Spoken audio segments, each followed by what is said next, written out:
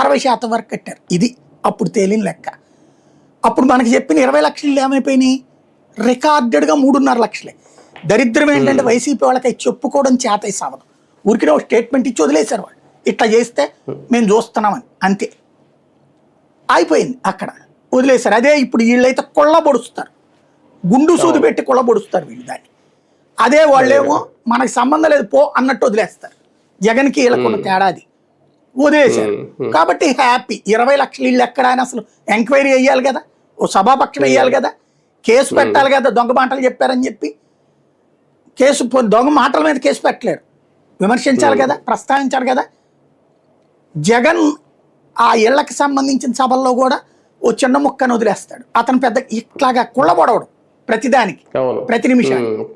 అయిపోయింది తర్వాత సీన్ అంతే అయిపోయింది, ఆ పని అయిపోయింది. ఆ టిట్కో ఇళ్లలో వదిలేసి పక్కన పెట్టేసి జగన్ ఏం చేశాడు, 30 లక్షల ఇళ్ళు, అప్పుడు 20 తర్వాత 10 వీళ్ళకి ఓకే.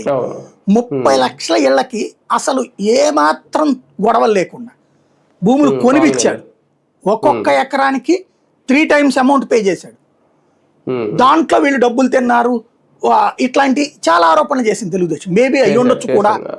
10 లక్షల భూమిని 30 లక్షల కాళ్ళకి ఇప్పించి వీళ్ళు 20 లక్షలకి